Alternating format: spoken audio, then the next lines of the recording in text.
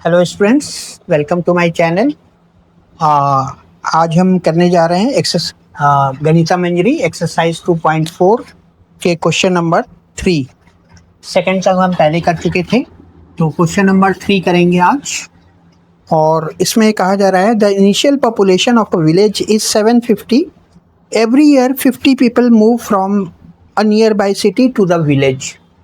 तो initial population दी हुई है विलेज की, वो लिख लीजिए। Yes, initial population.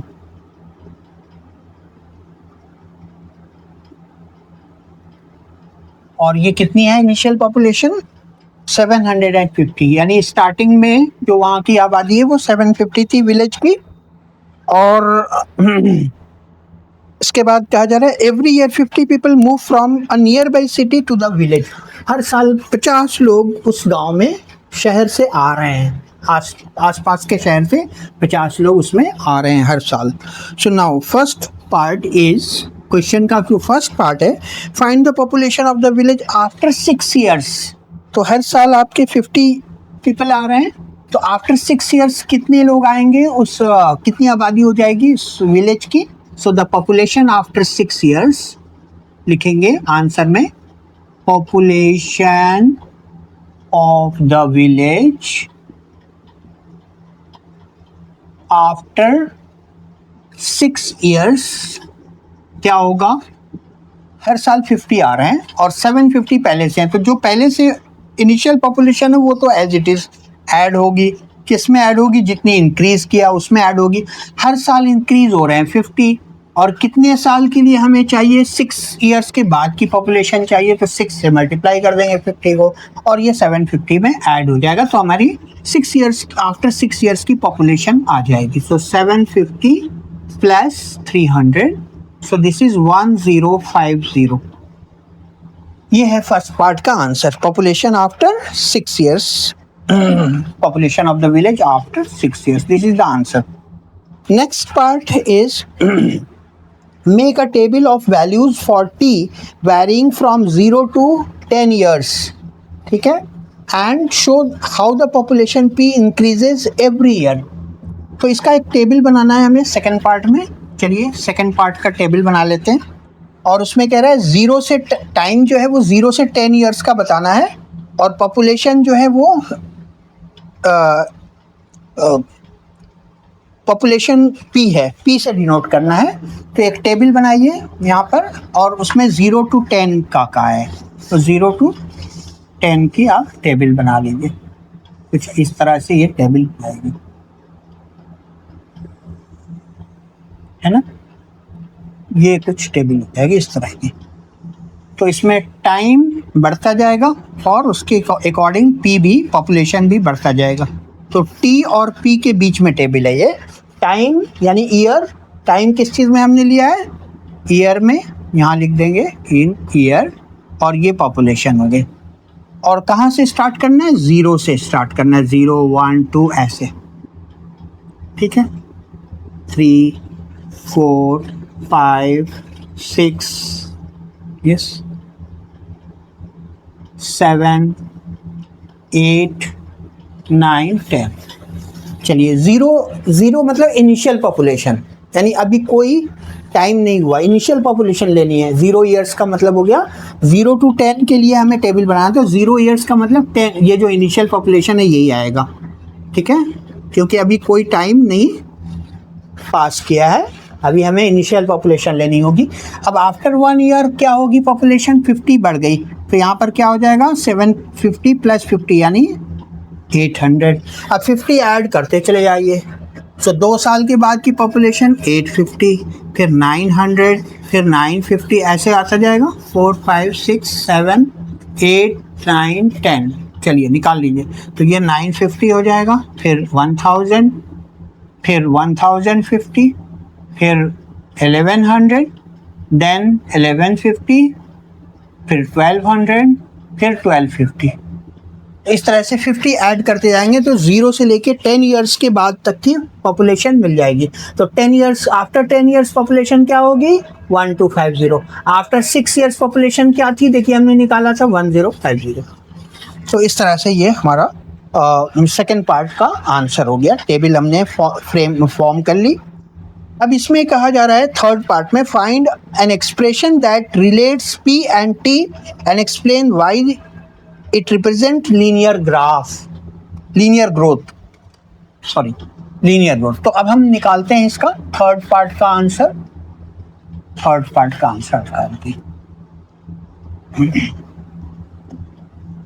इसको मिटा देते हैं। इसका थर्ड पार्ट हो जाएगा यस।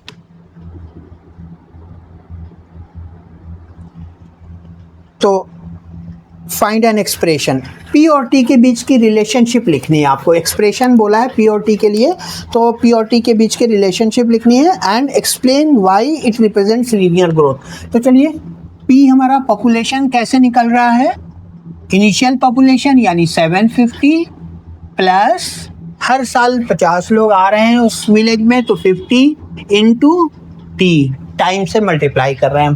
तो किसी भी साल का अगर आपको पॉपुलेशन चाहिए तो यहाँ एन के टी की वैल्यू वो ईयर रख देंगे, तो वहाँ पर आपका उतने साल के बाद की पॉपुलेशन आ जाएगी। लाइक टी की वैल्यू अगर हम 15 रखते हैं तो यहाँ से कैलकुलेट होके आफ्टर 15 ईयर्स की जो विलेज की पॉपुलेशन है वो आ जाएगी।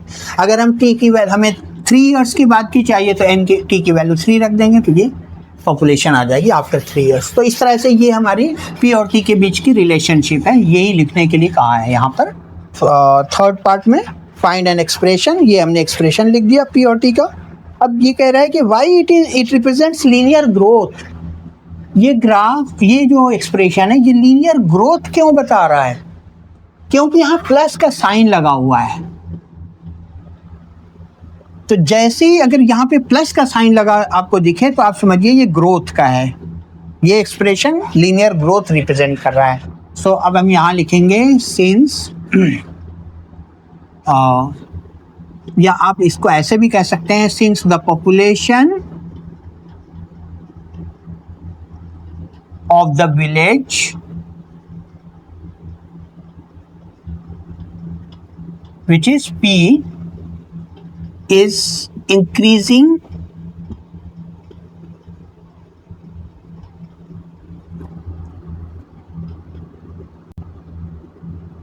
equally every year, therefore this expression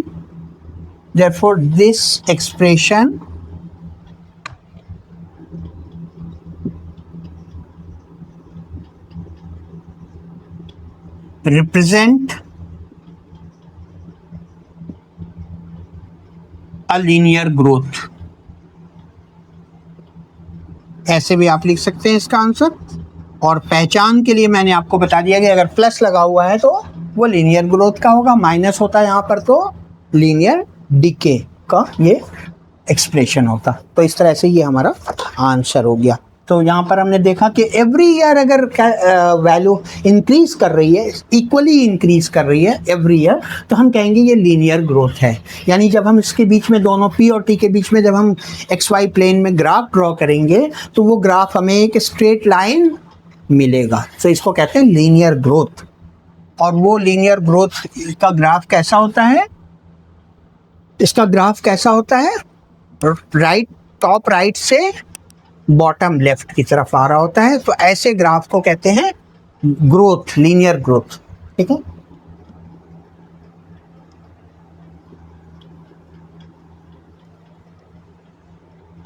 चलिए next question,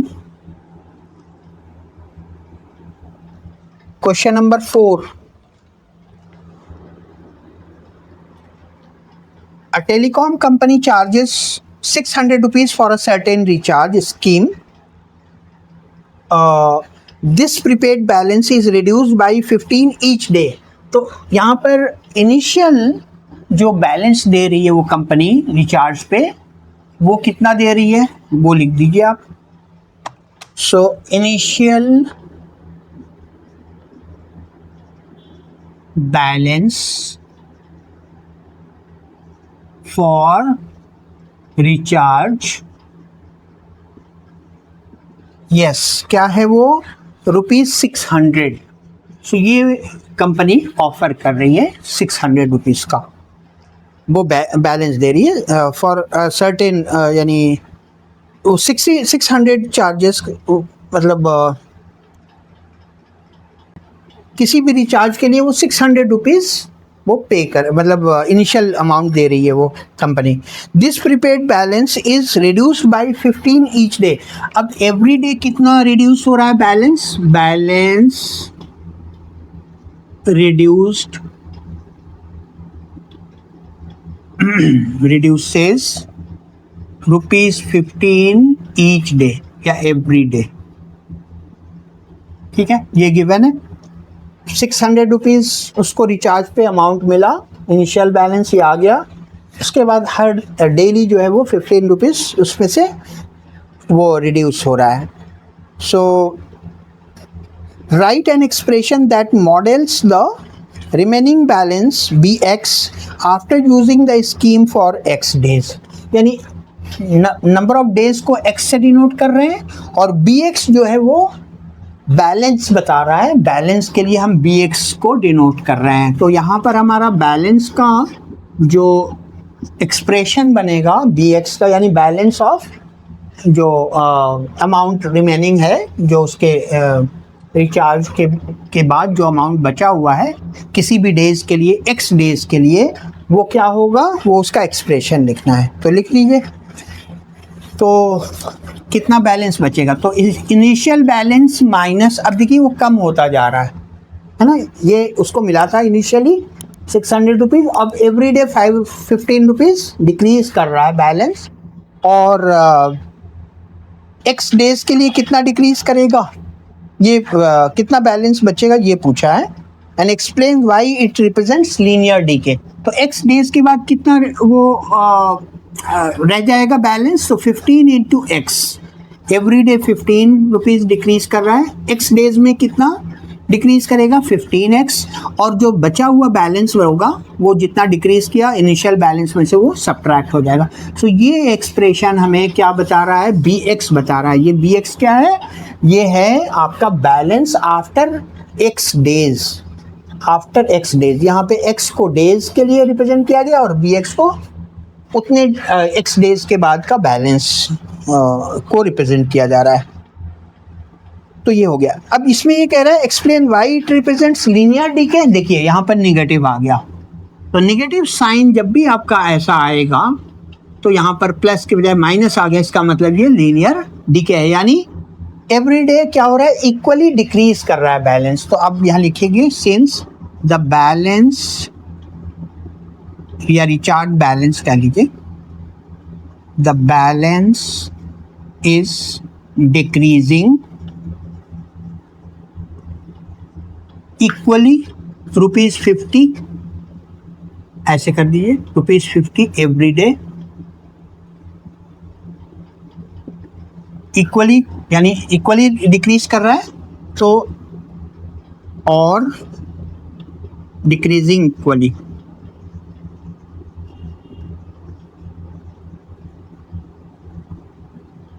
Therefore, it is a linear decay. Therefore, the above expression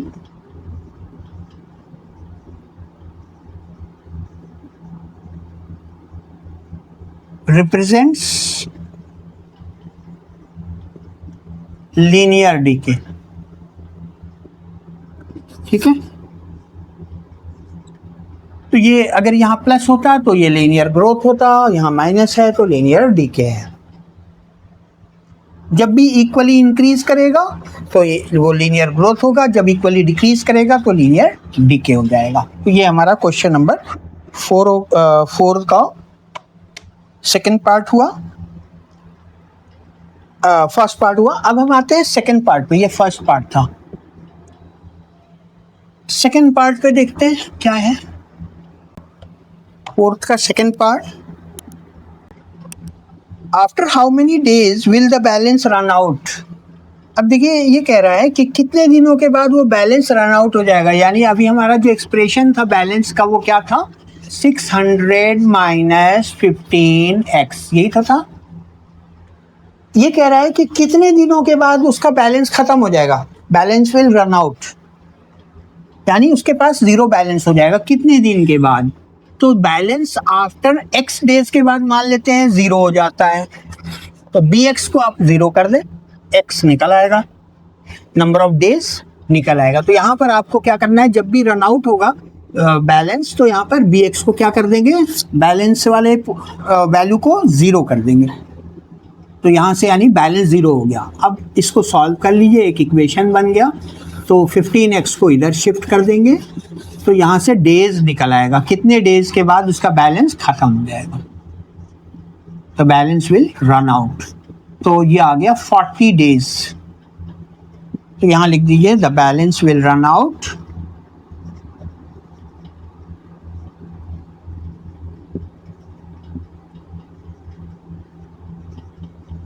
after 40 days. ये हो गया सेकेंड पार्ट का आंसर। अब लास्ट पार्ट में आते हैं, third part. Make a table of value X varying from 1 to 10 days and show how the balance B X reduces with time. चलिए third part करते हैं। यस, तो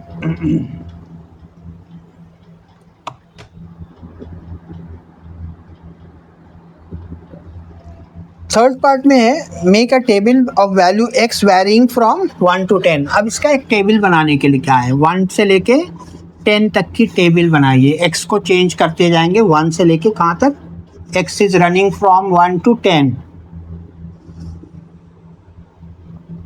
सो एक्स और बी एक्स, यानी हम यहाँ पर एक्स ले रहे हैं, यहाँ पर बी एक्स ले रहे हैं। यहाँ पर एक्स क्या है, डेज, और ये बैलेंस है, ये रुपीज में है, बैलेंस रुपीज में। अब वैल्यूज लेती जाइए, 1 2 3 4 5 6 7 8 9 10। सो ये हो गया 1 2 3 4 5 6, ठीक है,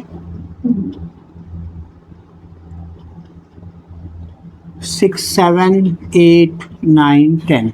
चलिए यहाँ जीरो नहीं, जीरो के लिए नहीं निकालना है, यानी इनिशियल बैलेंस नहीं पूछा है, आफ्टर 1 days 2 days 3 days ये पूछा। तो चलिए करते हैं। तो आफ्टर 1 डे उसकी वैल्यू क्या हो जाएगी, एवरी डे 15 रुपीज़ कम हो रहा है, 600 इनिशियल बैलेंस था, तो क्या आ जाएगा 585। 15 कम करते जाइए 600 में से, क्योंकि हमारा बैलेंस बी एक्स का क्या था, यही तो था 600 माइनस 15x, यही था ना जो हमने रिप्रेजेंट किया था, वो यही था, ठीक है। अब इसी में आप x की जगह 1 रख दीजिए, तो ये आ जाएगा 600 माइनस x की वैल्यू 1 रखी तो 585 आ जाएगी। 2 रखेंगे तो 30 हो गया, 600 माइनस 30 570, तो ये आ जाएगा 570। ऐसे ही आप वैल्यू निकालते जाएंगे, और 3 की वैल्यू पुट कीजिए 45, और 600 माइनस 45 कर दिए तो 555 आ जाएगा, ठीक है। फिर से 15 इसमें से माइनस होगा, तो ये आ जाएगा 540। यानी आप 15 माइनस करते चले जाइए, बस आपका ये बी एक्स मिलता चला जाएगा। तो 540 देन 525, क्योंकि पूरी वैल्यू हम एक एक करके निकाल नहीं रहे हैं, हम डायरेक्ट 15 माइनस करते जा रहे हैं, हर एक प्रीवियस मतलब बैलेंस में से 15 माइनस करते जा रहे हैं, तो हमें नेक्स्ट बैलेंस मिलता चला जाएगा। तो ये आ गया 510, यस 510। देन तो इसी तरह से आफ्टर 7 डेज का निकाल लेंगे रिचार्ज बैलेंस। तो यहाँ से 15 माइनस करेंगे तो ये आ जाएगा आपका 495, फिर 15 माइनस कीजिए 480, फिर 15 रुपीज़ माइनस करेंगे तो ये आ जाएगा 465। 15 रुपीज़ कम होता चला जा रहा है जो बैलेंस है, और देन आपका 450 पे एंड हो जाएगा, यानी आफ्टर 10 डेज जो बैलेंस बचेगा वो 450 रुपीज़ बच जाएगा। तो ये हमारा 1 to 10 डेज का बैलेंस बचा हुआ है रिचार्ज का। और show how the balance B X reduces with time. अब ये कह रहा है कि ये कैसे टाइम के साथ साथ रिड्यूस हो रहा है, किस तरह से रिड्यूस हो रहा है, किस रिलेशनशिप के साथ रिड्यूस हो रहा है, एक्स और बी एक्स में क्या रिलेशनशिप है। सो यहाँ पर टाइम के साथ जो बैलेंस है वो रिड्यूस इस तरह से हो रहा है कि every day the balance is decreasing with ₹15। यहाँ लिख देंगे the balance is decreasing equally every day